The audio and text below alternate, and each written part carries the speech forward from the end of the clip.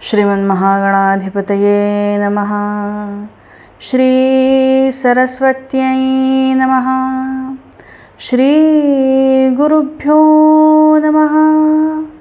ओम नमो भगवते वासुदेवाय। ओम नमो भगवते वासुदेवाय। ओम नमो भगवते वासुदेवाय। नमस्कार मंडळी, श्रीमद भगवद्गीता चिंतनमाला या उपक्रमामध्ये तुम्हा सगळ्यांचं पुन्हा एकदा स्वागत आहे। दुसरा अध्याय आपला सुरू आहे। श्लोकांचं क्रमवार अर्थचिंतन आपलं चालू आहे। दुसरा अध्याय सुरू आहे भगवद्गीतेचा। आज तो संपेल। शेवटचे 3 श्लोक राहिलेले आहेत। स्थितप्रज्ञ लक्षणं याचे 3 शेवटचे श्लोक राहिलेले आहेत। तेवढे श्लोक झाले आज की दुसरा अध्याय आपला पूर्ण होईल। अतिशय महत्त्वाचा भाग स्थितप्रज्ञ लक्षणं गेले काही एपिसोड्स आपण बघतोय। कारण स्थितप्रज्ञ होणं किंवा त्या ब्रह्मभावापर्यंत पोहोचणं हाच या देहाचा उद्देश आहे किंवा हाच या जन्माचा उद्देश आहे असं म्हटलं तर वावगं ठरणार नाही। त्याच्यामुळे खूप सविस्तर भगवंतांनी स्थितप्रज्ञाची लक्षणं सांगितलेली आपण बघतो दुसऱ्या अध्यायामध्ये। त्यापैकीच शेवटचे राहिलेले 3 श्लोक आज आपण बघूयात। नेहमीप्रमाणे आधी श्लोक म्हणूयात आणि मग अर्थचिंतनाकडे वळूयात। श्लोक असे आहेत। आपूर्यमाणमचलप्रतिष्ठं समुद्रमापः प्रविशन्ति यद्वत् तद्वत् कामायं प्रविशन्ति सर्वे स शान्तिमाप्नोति न कामकामी। विहाय कामान्यः सर्वान् पुमांश्चरति निःस्पृहः निर्ममो निरहङ्कारः स शान्तिमधिगच्छति। एषा ब्राह्मी स्थितिः पार्थ नैनां प्राप्य विमुह्यति। स्थित्वा स्यामन्तकालेऽपि ब्रह्मनिर्वाणमृच्छति। ॐ तत्सदिति श्रीमद्भगवद्गीतासु उपनिषत्सु ब्रह्मविद्यायां योगशास्त्रे श्रीकृष्णार्जुनसंवादे सांख्ययोगो नाम द्वितीयोऽध्यायः। तर स्थितप्रज्ञ लक्षणं सुरू असताना भगवंतास आता इथे एक लक्षणं सिद्धांत सांगत मध्ये एक उदाहरण द्यावं लागतं किंवा दृष्टांत द्यावं लागतो, म्हणजे तो सिद्धांत जास्त चांगला मनावर ठसतो। मागे आपण एकदा बघितलं कासवाचं उदाहरण भगवंतांनी दिलं होतं, तसंच आता इथे समुद्राचं उदाहरण भगवंत देत आहेत। मागे एकदा सांगितलं की कासव जसं सगळे आपले अवयव खेचून घेतं आतमध्ये संकट आलं की, तसं स्थितप्रज्ञ ऋषी स्थितप्रज्ञ मुनी आपली इंद्रिय विषयांपासून आत खेचून घेतात असं उदाहरण आपण मागे एकदा बघितलं। तर आज उदाहरण देत आहेत भगवंत समुद्राचं। आपूर्यमाणम म्हणजे चारही बाजूने काठोकाठ भरलेला असा कोण, तर समुद्र। कसा असतो तो? अचल प्रतिष्ठम, अचल आहे, प्रतिष्ठित आहे, त्याच्या मर्यादेमध्ये तो, त्याच्यामध्ये लाटा उसळतात वगैरे सगळं ठीक आहे, पण त्याच्या मर्यादेच्या बाहेर तो जात नाही आहे। त्याची जागा, त्याची बाउंड्री ठरलेली आहे आणि त्याच्या बाहेर तो जात नाही।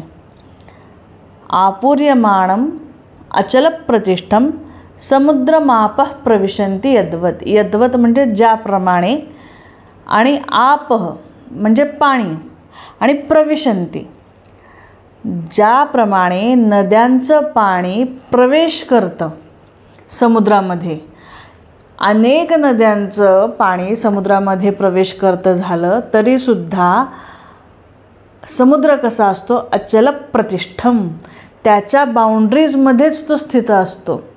आज पाणी जास्त आले किंवा आज नद्यांना पावसाळ्यामुळे पूर आलेला आहे म्हणून नद्यांनी आज खूप जास्त पाणी समुद्रामध्ये वाहून आणलेलं आहे, तेव्हा मी आज थोडीशी माझी मर्यादा पुढे घेतो, 100 मीटर तरी माझी बाउंड्री पुढे घेतो किंवा 1-2 किलोमीटर मी पुढे येतो, असं कधीही समुद्र म्हणत नाही। त्याच्या बाउंड्रीमध्ये, त्याच्या मर्यादेमध्येच तो असतो। उन्हाळ्यात पाणी कमी असलं नद्यांना तरीसुद्धा आणि पावसाळ्यात पाणी जास्त असलं तरीसुद्धा तो त्याची मर्यादा सोडत नाही. तद्वत त्याप्रमाणे तद्वत कामायम प्रविशन्ति सर्वे स शांतिमाप्नोति न कामकामी. त्याप्रमाणे स्थितप्रज्ञ मनुष्य जो असतो ना, त्याच्यामध्ये कामनांनी प्रवेश केला तरीसुद्धा तो शांतीम आपनोती, शांतीलाच प्राप्त करलेलं असतं त्यांनी. शांतीच त्याच्यामध्ये इतकी काठोकाठ भरलेली असते की त्या शांतीमध्ये कामनांनी प्रवेश जरी केला तरी ती शांती हालत नाही. ती शांती स्वतःची मर्यादा उल्लंघून जात नाही. ती शांती अशांततेमध्ये बदलत नाही जरी त्याच्यामध्ये कामनांनी प्रवेश केला तरीसुद्धा. पण न कामकामी. पण सामान्य मनुष्याचं मात्र असं होत नाही. सामान्य मनुष्याला कामना घेरून टाकतात. म्हणजे जसं एखादा सरोवर समजा नदीच्या बाजूला असेल आणि नदी वाहते आहे, पावसाळ्यामध्ये नदीला पूर आला आणि नदीचं पात्र थोडंसं विस्तारित झालं आणि त्या पात्राने त्या सरोवराला जर कवर केलं, त्यात इतकं पाणी आलं की सरोवरापर्यंत जर नदीचं पाणी गेलं तर सरोवर आहे की नाही नंतर, किंवा सरोवर इथे होतं का असा त्याचा नामोल्लेखसुद्धा सापडणार नाही नंतर. कारण तिथे सरोवर आता नाहीच, ती आता नदीच झाली. तसं तुम्ही आम्ही सर्वसामान्य मनुष्य असतो ना, ते कामनांचेच पुतळे असतात. आपल्यामध्ये वेगळं असं काही दाखवता येत नाही. आपला सगळा व्यवहार हा फक्त कामनायुक्तच असतो. त्या छोट्या सरोवरासारखे आपण असतो. आपल्यामधून सतत कामनाच प्रवाहित होत असतात. सतत कामनांच्याच मागे आपण लागलेलो असतो. पण स्थितप्रज्ञ ऋषी असतो, त्याच्यामध्ये सगळ्या कामना येऊन मिसळत जरी राहिल्या तरी त्याच्या शांततेला जराही धक्का लागत नाही. असं उदाहरण भगवंतांनी इथे दिलेलं आहे. किती सुंदर उदाहरण आहे. समुद्राला का बरं फरक पडत नाही? इतकं पाणी नद्यांचं समुद्रामध्ये येऊन सतत मिसळत असतं तरी समुद्र आपली मर्यादा का बरं सोडत नाही? तर त्याच्यासाठी असं बघता येईल की समुद्राचा विस्तार खूप आहे, खूप विस्तीर्ण आहे ना. समुद्राचा आकारमान खूप आहे आणि खोली पण खूप आहे. आकारमान जास्त आहे किंवा क्षेत्रफळ जास्त आहे आणि खोलीसुद्धा जास्त आहे. नद्या जरी येऊन मिसळल्या तरी एका बाजूला नदी समुद्राच्या तुलनेत नदी कितीशी मोठी असणार आहे आणि तिचं कितीही पाणी आलं तरी समुद्राचा जी विस्तीर्णता आहे आणि जी खोली आहे त्याच्या पुढे त्या नदीची काहीच फारशी व्हॅल्यू नाही समुद्राच्या जलाशयापुढे. तसं स्थितप्रज्ञ मुनी जो असतो तो खोलवर शांतीला प्राप्त झालेला असतो. आतपर्यंत त्याच्या शांतता विकसित झालेली असते किंवा तिथं स्थित झालेली असते. त्या शांततेपर्यंत कुठलाही विकार येऊन पोहोचू शकत नाही. कारण विकार देहाला, मनाला, बुद्धीला अटॅक करू शकतात. पण देह, मन, बुद्धी, चित्त, अहंकार ह्याच्या पलीकडे जाऊन ब्रह्मभावामध्ये स्थित झालेला तो मुनी, तिथपर्यंत विकार त्याला हलवायला पोहोचूच शकत नाहीत. आणि विस्तीर्ण पण आहे. आपण ह्या देहापुरते खूप संकुचित भावनेने वागत असतो. मी म्हणजे हा देह इतकंच आपल्याला माहिती असतं. पण आपपर भाव नसलेला असतो स्थितप्रज्ञ मुनी. त्याची जाणीव खूप व्यापक असते. त्याच्यामुळे त्या व्यापकतेला सुद्धा कुठल्या कामना धक्का लावू शकत नाहीत आणि त्या खोलवर असलेल्या शांततेला सुद्धा कुठल्या कामना धक्का लावू शकत नाहीत. आणि म्हणून ज्याप्रमाणे समुद्र सगळ्या नद्यांचं पाणी आपल्यामध्ये घेऊनसुद्धा आपल्या मर्यादेमध्येच राहतो, तसंच स्थितप्रज्ञ मुनी विषयांचे उपभोग घेऊनसुद्धा त्या शांततेलाच कायम प्राप्त झालेला असतो. आणि ह्याच्यासाठी आपण मागे एकदा उदाहरण बघितलं एकनाथ महाराजांचं की सगळ्याचा उपभोग घेऊनसुद्धा मी ब्रह्मचारी कसा, हे गिरिजाबाईंना एकनाथ महाराजांनी सांगितलेलं आपण त्या उदाहरणात बघितलं. रंगुनी रंगात साऱ्या रंग माझा वेगळा, गुंतुनी गुंत्यात साऱ्या पाय माझा वेगळा, असा असतो स्थितप्रज्ञ मुनी. आणि ह्याचं उदाहरण देण्यासाठी म्हणजे ही गोष्ट सांगण्यासाठी भगवंतांनी इथे समुद्राचं उदाहरण दिलेलं आहे. पुढच्या श्लोकामध्ये भगवंत म्हणाले, विहाय कामान्य सर्वान पुमांश्चरती निस्पृह. पुमान म्हणजे मनुष्य. मनुष्य जर विहाय कामान्य म्हणजे कामनांपासून मुक्त असेल, निस्पृह असेल, निर्ममो निरहंकारस्य शांतीमध्ये गच्छती. निर्मम असेल, निरहंकार असेल तर त्याला शांतता ही प्राप्त होईलच. म्हणजे शांतता प्राप्त होण्यासाठी 4 गोष्टींची आवश्यकता सांगितली. विहाय काम म्हणजे कामना सोड, किंवा आपण विगत कामं म्हणूयात. ज्याला कामना सोडून गेलेल्या आहेत, कुठल्याही कामना त्याच्यामध्ये नाहीत, त्याला विगत काम असं म्हणतात. विगत कामं, निस्पृह, निर्मम आणि निरहंकार ह्या 4 गोष्टी असतील तर तुम्हाला शांतता मिळणारच असं इथे भगवंतांनी सांगितलं आहे. किंवा ज्याच्याकडे ह्या 4 गोष्टी असतात तो शांततेला प्राप्त होतो असं सांगितलं आहे. तर कामना म्हणजे काय? कामना एक असं सांगता येत नाहीत. कामनेचे वेगवेगळे पदर आहेत.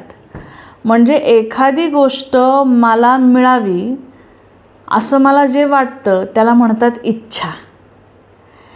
ती इच्छा माझ्या मनामध्ये सतत घोळत राहिली की त्याला म्हणतात वासना.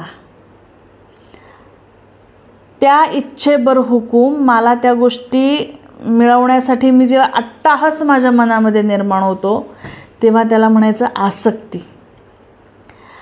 आज माझी इच्छा पूर्ण झालेली नाही आहे, पण कदाचित उद्या होऊ शकते, किंवा पुढच्या महिन्यात होऊ शकते, किंवा पुढच्या वर्षी होऊ शकते. अशा भविष्यामध्ये आपण एखाद्या गोष्टीची जेव्हा इच्छा करतो तेव्हा त्याला म्हणायचं आशा. भविष्यामध्ये असतं ना, त्याला म्हणायचं आशा.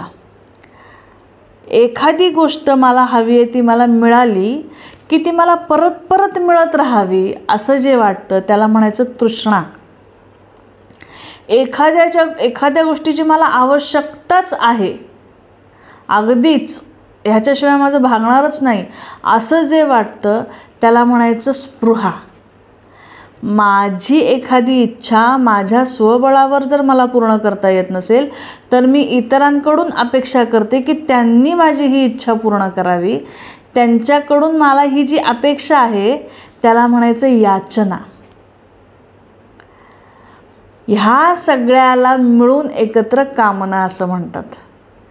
इच्छा, तृष्णा, स्पृहा, याचना, आशा, वासना, आसक्ती, अपेक्षा ह्या सगळ्याला म्हणायचं कामना. आणि ह्यापैकी काही एक तरी सततच चालू आहे आपल्या मनामध्ये. कुठल्या तरी गोष्टीची इच्छा तरी असेल, अपेक्षा तरी असेल, याचना तरी असेल, आवश्यकता तरी असेल, ह्या सगळ्याला म्हणायचं कामना. आणि ह्या ज्याच्यामध्ये नाहीत तो विगत काम. त्याला कसलीच इच्छा नाही, जे मिळेल तो स्वीकारतो, नाही मिळालं तर मिळावं असा कुठलाही अट्टाहास त्याचा नाही, त्याला म्हणायचं विगत काम. म्हणून विहाय कामान्य सर्वान पुमांश्चरती निस्पृहा. आणि तो निस्पृह आहे. आता स्पृहा कामनेमध्ये आहेच आहे, कामनेचे जे आपण पदर बघितले त्याच्यामध्ये स्पृहा आहेच आहे, पण पुन्हा निस्पृह इथे विशेषत्वाने पुन्हा उल्लेख आला आहे. तर स्पृहा म्हणजे काय? एखाद्या गोष्टीची मला आवश्यकता वाटते त्याला स्पृहा असं म्हणतात. म्हणजे जर मी हा देह आहे तर ह्या देहाच्या बेसिक नीड्स ज्या आहेत, अन्न वस्त्र निवारा, त्याची मला आवश्यकताच आहे ना. पण अशा बेसिक गोष्टींची सुद्धा ज्याला आवश्यकता वाटत नाही त्याला निस्पृह म्हणायचं. म्हणजे ह्या देहाच्या संरक्षणासाठी मला ज्या गोष्टींची आवश्यकता वाटते त्या गोष्टींची आवश्यकता स्थितप्रज्ञ मुनीला वाटत नाही. जे आहे त्याच्यात तो छान राहतो. म्हणून एक असा श्लोक आहे की योगी कसा असतो, आपल्याला किती छोट्या छोट्या गोष्टींची आवश्यकता सतत लागत राहते, पण योगी कसा असतो? भूमी हाच पलंग निजभुजा, खाशी उषा टेकणा, रत्नांचा वरी चांदवावरी करी वारा बहु विरझणा. नक्षत्रे शशी दीपकी विलसते संगे विरक्ती सती. ऐशा अक्षय वैभवात पहुडे योगी जसा भूपती. भूमी हाच पलंग निजभुजा खाशी उषा टेकणा. भूमीवर झोपतोय, उशाला हात त्याला पुरेसा आहे. आपल्याला अगदी सॉफ्ट ब्रँडेड चांगली उशी असल्याशिवाय झोप येत नाही. वेगळी उशी असली तर मान अवघडते. आपल्याला रात्रभर जागतो आपण, आपल्याला नेहमीची आपली उशी नसली की. गादी पण सॉफ्ट पाहिजे, फार कडक गादीवर पण झोप येत नाही. आणि हे आपल्याला आवश्यक वाटतं. हे काहीच आवश्यक वाटत नाही योग्याला. भूमी हाच पलंग निजभुजा खाशी उषा टेकणा. रत्नांचा वर चांदवा वरी करी वारा बहु विरझणा. आणि आपल्याला झिरो लावायला लागतो. तो रत्न आहेत वरती त्याच्या. नक्षत्रे शशीदीपकी विलसती संगे विरक्ती सती. अहो नक्षत्र चांदण्या हेच त्याचे झिरोचे बल्ब, आपण ते झिरो लावून झोपतो ते. आणि वारा करी आपल्याला AC लागतो, त्याला थंड वारासुद्धा येतोय, तो पुरतो, त्याला पुन्हा ACची आवश्यकता नाही. आणि संगे विरक्ती सती. आणि त्याच्या शेजारी, त्या योग्याच्या शेजारी कोण निजली आहे तर विरक्ती नावाची त्याची पत्नी, विरक्ती नावाची पत्नी त्याच्या शेजारी निजली आहे. विरक्त आहे तो, वैराग्य आहे त्याला सगळ्या गोष्टींमधून. आणि ऐशा अक्षय वैभवात पहुडे योगी जसा भूपती. ह्या सगळ्या भूचा, या सगळ्या धरेचा जसा तो मालक आहे अशा थाटात तो असा भूमीवर झोपतो. आणि आपल्याला AC रूममध्ये मऊ उषा, मऊ गाद्यांमध्ये सुद्धा आपल्याला तितकी शांत झोप येत नाही. त्या आपल्याला सगळ्या आवश्यकता वाटतात. त्या आवश्यकता पूर्ण झाल्यानंतरसुद्धा आपल्या काहीतरी कंप्लेंट शिल्लक असतात. आणि त्या आवश्यकता त्याच्याकडे पूर्ण झालेल्या नसतात, तरी तो अगदी भूपती असल्याच्या थाटामध्ये निजू शकतो. ह्याला म्हणायचं निस्पृह.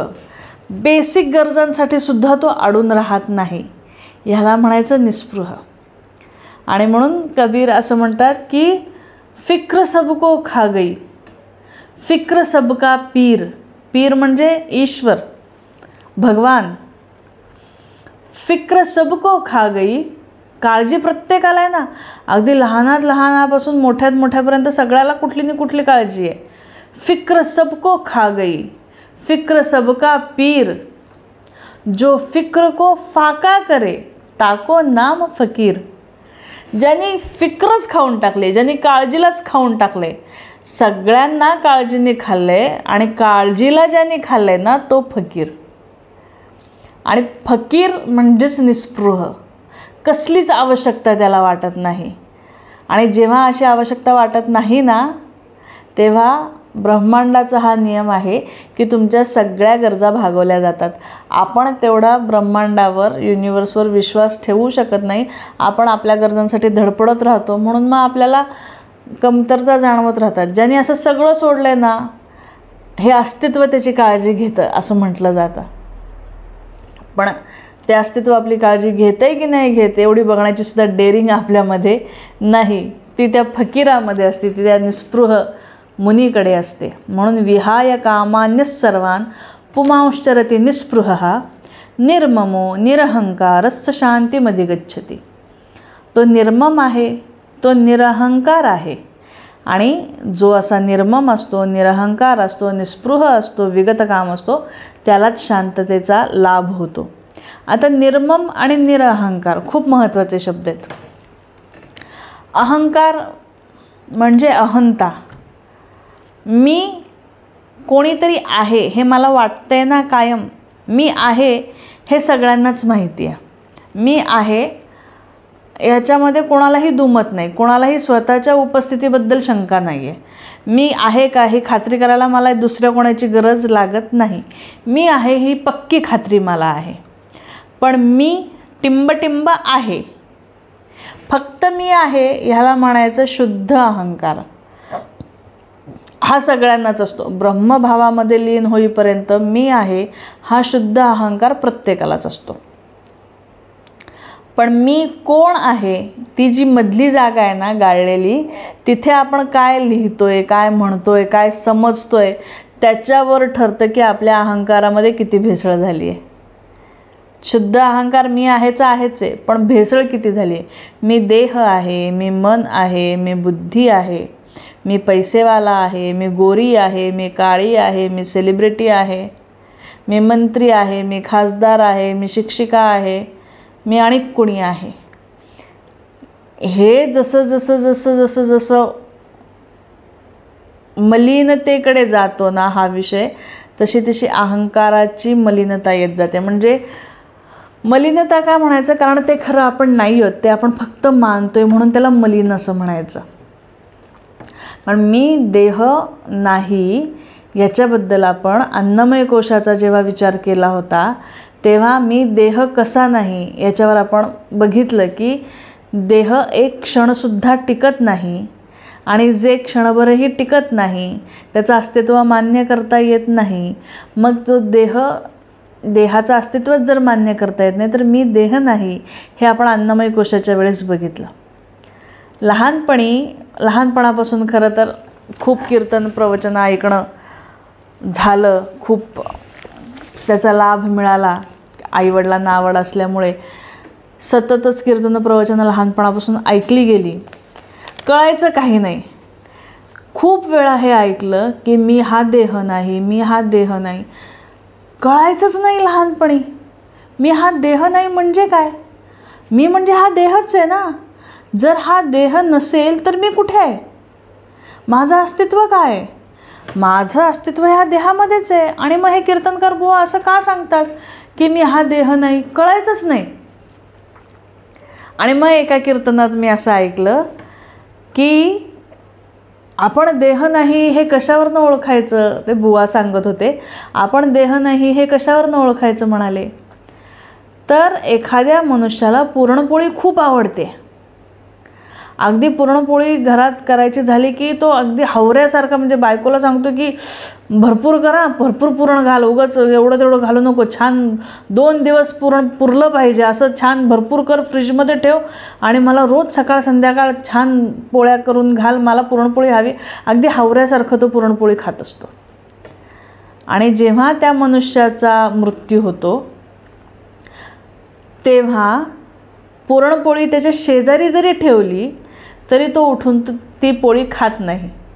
उठून खाणं वेगळं, ती पुरणपोळी त्याच्या तोंडावर जरी ठेवली तरी एवढीशी जीभ बाहेर काढून तो ती पोळी चाटतसुद्धा नाही. देह तर तिथेच आहे, पोळीही तिथेच आहे. मग खाण्याची प्रक्रिया करणारं कोण होतं? खाण्याची प्रक्रिया पूर्ण का होत नाही आहे आता? म्हणजे मी देह नाही. कारण देह जर असतो ना मी फक्त, तरी मी ही पुरणपोळी आत्ता खाल्ली असती.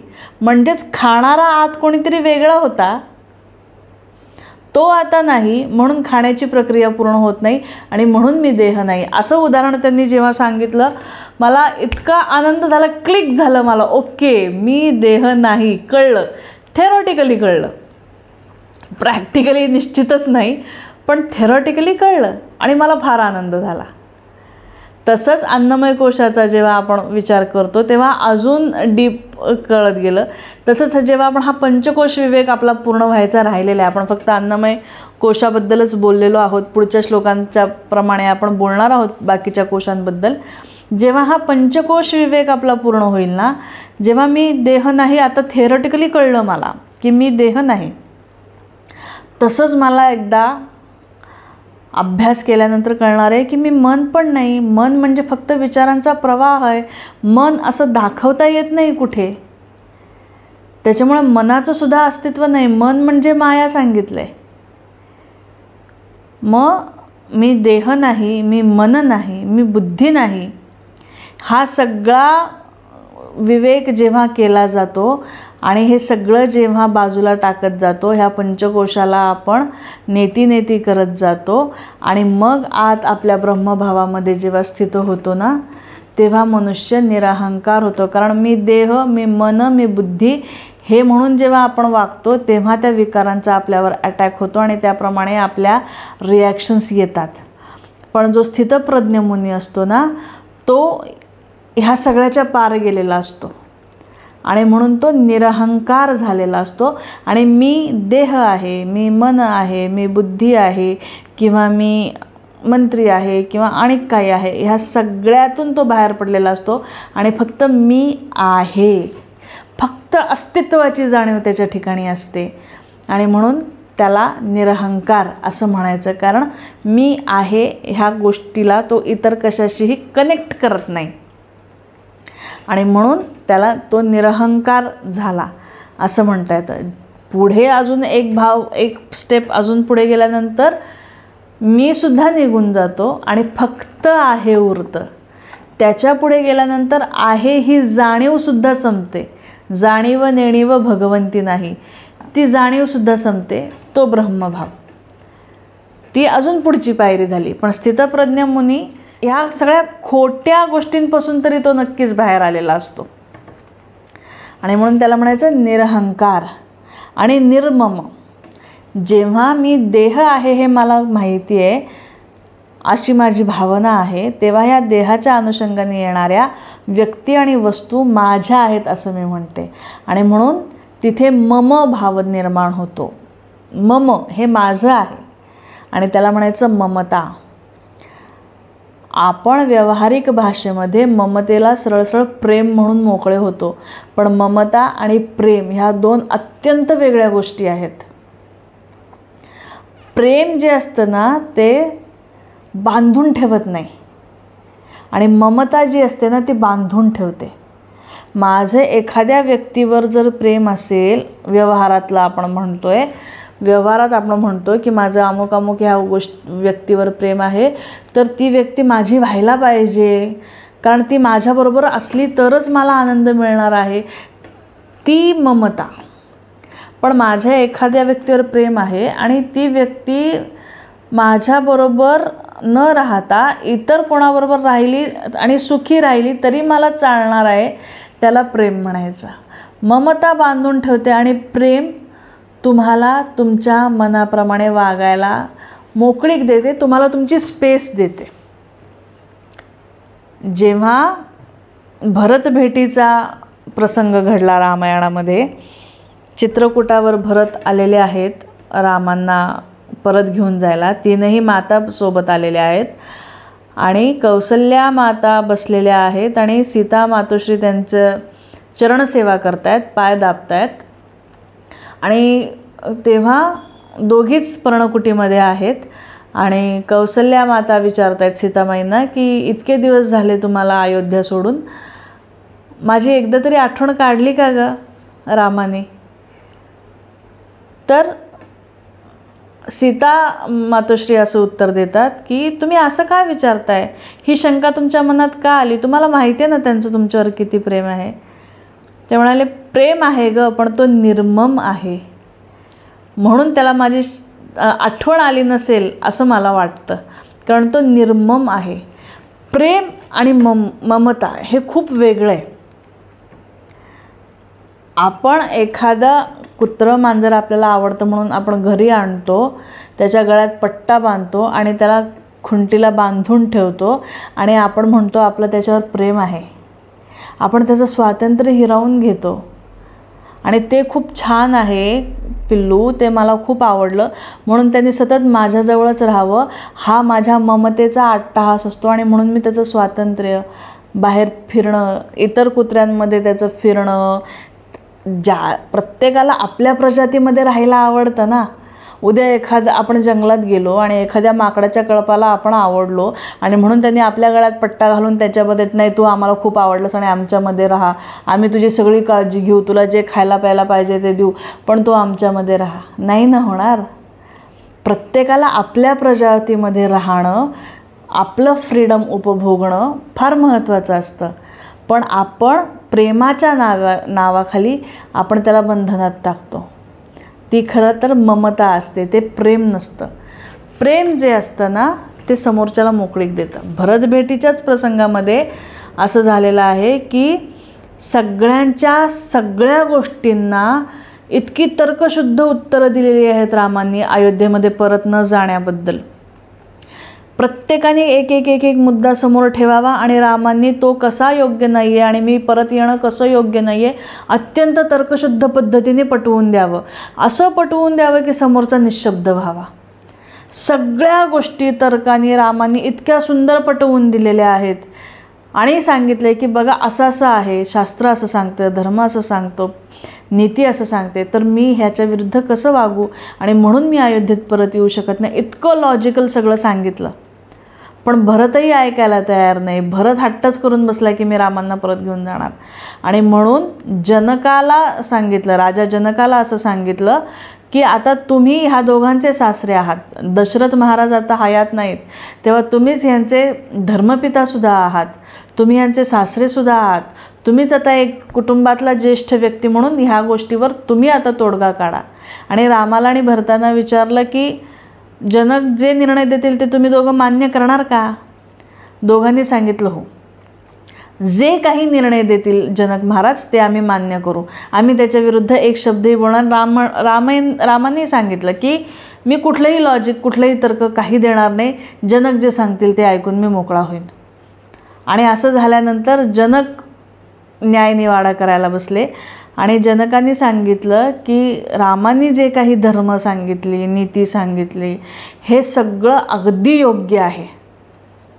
पण जेव्हा धर्म आणि प्रेम ह्या दोन गोष्टींची तुलना होते ना, तेव्हा प्रेम श्रेष्ठ ठरतं. प्रल्हादाला जेव्हा नारायणाची आवश्यकता होती तेव्हा नारायण असं नाही म्हटला की निसर्गाचा हा नियम आहे आणि मी आता एका मातेच्या पोटी जन्म घेतो, 9 महिने तिच्या पोटामध्ये राहतो, मग बाहेर येतो, मग मोठा होतो, मग प्रल्हादाला मदत करतो. हे सगळे नियम बाजूला टाकले देवानी आणि निसर्गाच्या नियमाच्या विरुद्ध तत्क्षणी स्तंभामध्ये प्रकट झाला. का? कारण प्रल्हादाचं प्रेम श्रेष्ठ ठरलं. म्हणून धर्म आणि प्रेम ह्या दोघींची तुलना झाली तर प्रेम श्रेष्ठ ठरतं. आणि म्हणून रामाचे सगळे मुद्दे धर्माच्या बाजूने बरोबर असले तरी भरताचं प्रेम इथं श्रेष्ठ ठरलेलं आहे. आणि भरत यामध्ये किंवा भरताची बाजू जास्त बळकट आहे यामध्ये असं सांगितलं जनकांनी. भरताला खूप आनंद झाला की आपल्या बाजूने निकाल लागला, आता राम आपल्याबरोबर परत येणार. खूप आनंद झाला. पण पुढचंच वाक्य जनक असं म्हणाले की भरत तुझ्या प्रेमाचा विजय झालेला आहे आणि खरं प्रेम त्यालाच म्हणतात की जे समोरच्याच्या मनाप्रमाणे वागतं. तुझं प्रेम आहे म्हणून तू अट्टहासाने रामांना बरोबर घेऊन जाणार आणि रामांच्या मनामध्ये ही सल राहणार की आपण वडिलांची इच्छा पूर्ण करू शकलो नाही, वडिलांना दिलेलं वचन आपण पूर्ण करू शकलो नाही, ही सल त्याच्या मनात राहील. आणि हे तुला चालणार आहे का? आपण ज्याच्यावर प्रेम करतो त्याच्या मनात ही सल राहिली तर तुला चालणार आहे का? प्रेम त्यागात आहे. प्रेम दुसऱ्याला बंधनातून मोकळं करण्यात आहे. आणि म्हणून तू जिंकलायस, पण तुला खरं प्रेम सिद्ध करायचं असेल तर तुला रामाच्या मनाप्रमाणे वागावं लागेल. आणि ह्याला निर्ममता म्हणतात किंवा ह्याला प्रेम म्हणतात. आपण ममता जी करतो ना ती स्वार्थीपणा आहे. तो सगळा स्वार्थीपणा आहे. आपण स्वार्थामुळे एखादी व्यक्ती धरून ठेवतो, आपण स्वार्थामुळे एखादी वस्तू धरून ठेवतो, आपण स्वार्थामुळे एखादं पद धरून ठेवतो. ती सगळी ममता आहे, ते प्रेम नाही. प्रेम तुम्हाला मोकळं सोडतं. आणि म्हणून स्थितप्रज्ञ जो असतो ना तो निर्मम असतो. प्रेम त्याच्याकडे काठोकाठ भरलेलं असतं, पण ममता त्याच्याकडे अजिबात नसते. आणि म्हणून विहाय कामान्य सर्वान् पुमांश्चरति निस्पृहः निर्ममो निरहंकारस्य शांतिमधी गच्छति. असा जो निर्मम आहे, असा जो निरहंकारी आहे, असा जो निस्पृह आहे, असा जो विगतकाम आहे त्याला शांततेचा लाभ होतो. असं भगवंतांनी सांगितलं. आणि दुसऱ्या अध्यायाचा शेवटचा श्लोक 72वा. एषा ब्राह्मी स्थितिः पार्थ नैनां प्राप्य विमुह्यति स्थित्वा स्यामन्तकालेऽपि ब्रह्मनिर्वाणमृच्छति. एषा ब्राह्मी स्थिती, ही ब्राह्मी स्थिती हे पार्था न एनाम प्राप्य विमुह्यति. ही ब्राह्मी स्थिती एकदा प्राप्त झाली ना की तो मनुष्य पुन्हा मोहित होत नाही, तो पुन्हा अविवेक करत नाही. जेव्हा ही ब्राह्मी स्थिती प्राप्त होते. आणि ब्राह्मी स्थिती म्हणजे काय, जे आपण मगाशी बोललो, माझं स्वरूप मला कळणं. जे आत्ता जितक्या ठामपणे मला माहिती आहे ना की मी देह आहे, तितक्या ठामपणे जेव्हा मला कळेल ना की मी ब्रह्म आहे, त्याला म्हणायचं ब्राह्मी स्थिती. आत्ता मी देह आहे ह्याच्यामध्ये मला तिळमात्र शंका नाही आहे. अशी तिळमात्र शंका जेव्हा मला ब्रह्मभावाबद्दल येईल त्याला ब्राह्मी स्थिती म्हणायचं. आणि स्थिती एक असते स्थिती आणि एक असते अवस्था.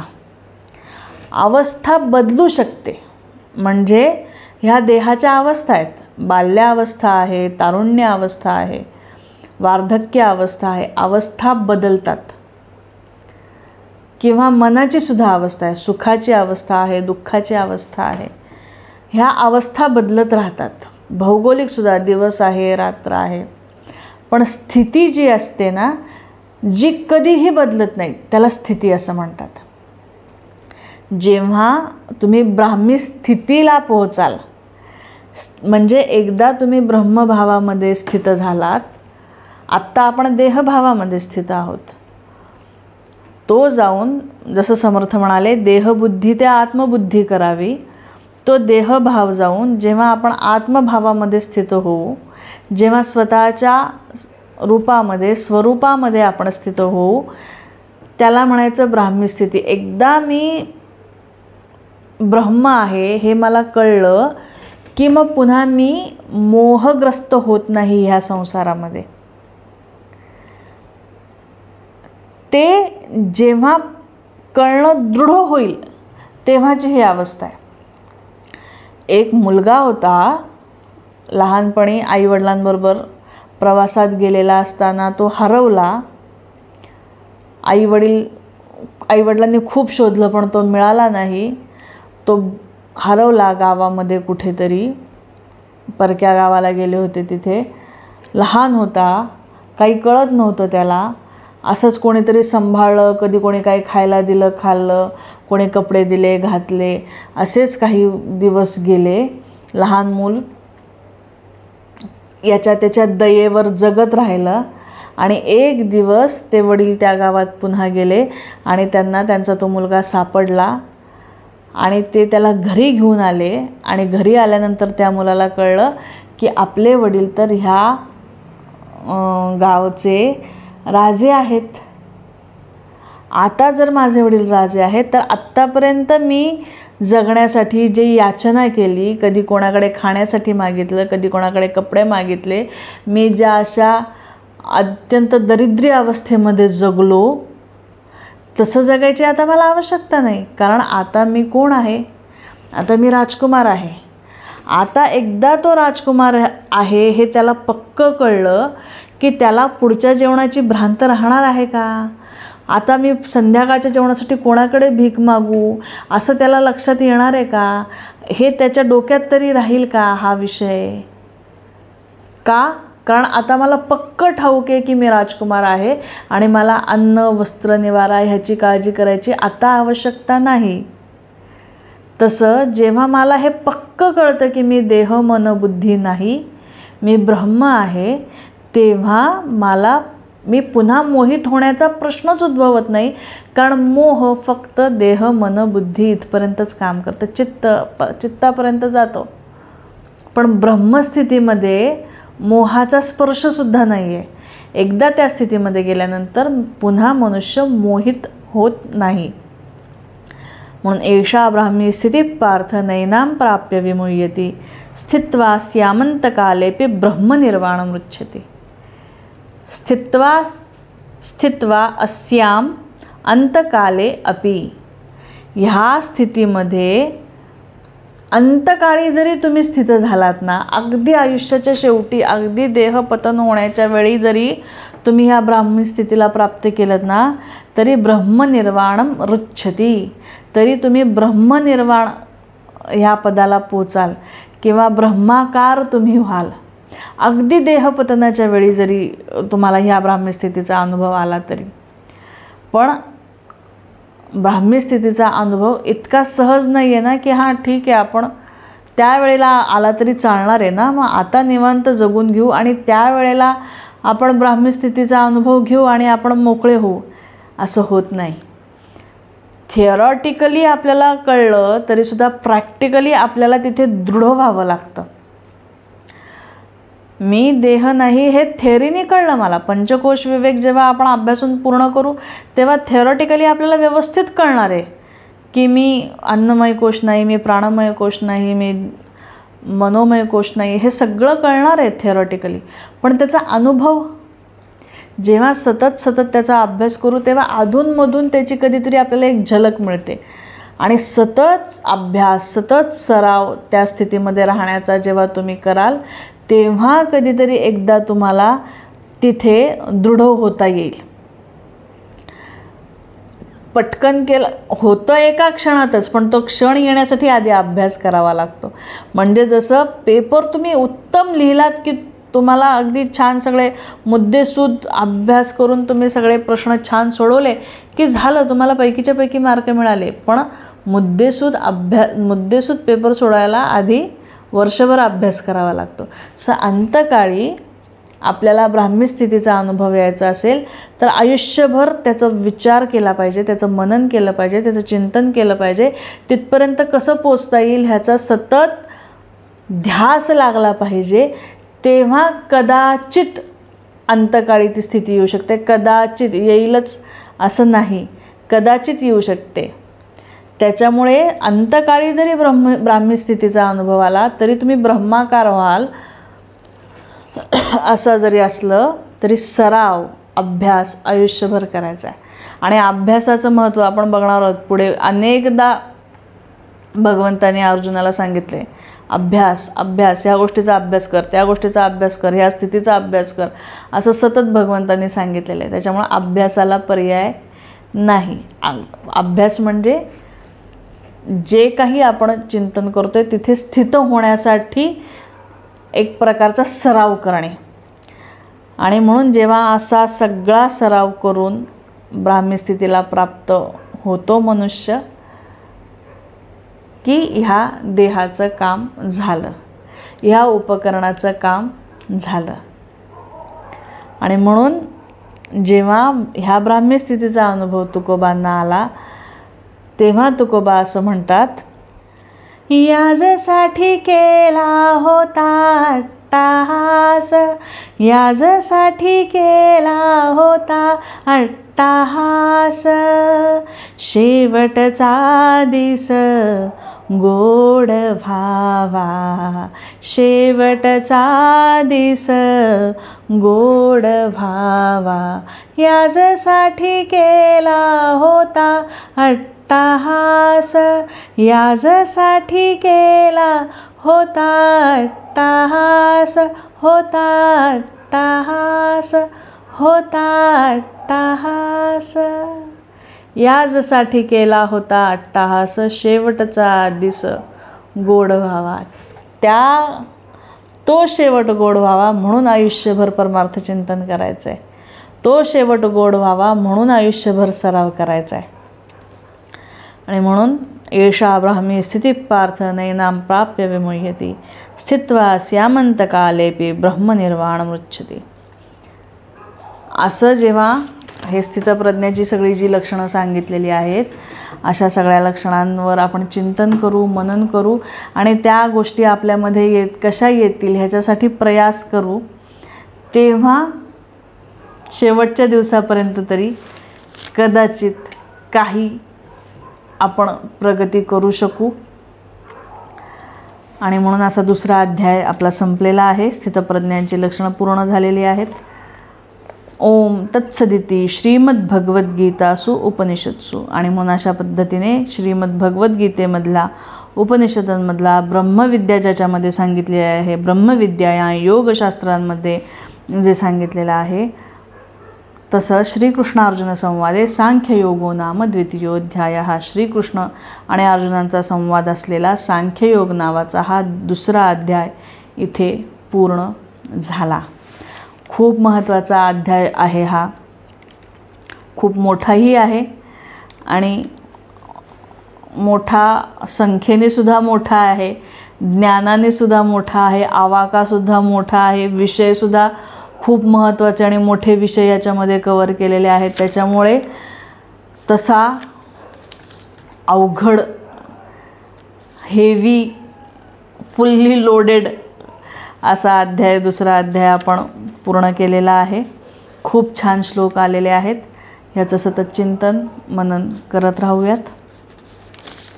स्वतःमध्ये कसं उतरवता येईल ते बघूयात आणि पुढच्या भागामध्ये तिसऱ्या अध्यायाला आपण सुरुवात करूयात. आजचा भाग आपण इथेच थांबूयात. कृष्णार्पणमस्तु.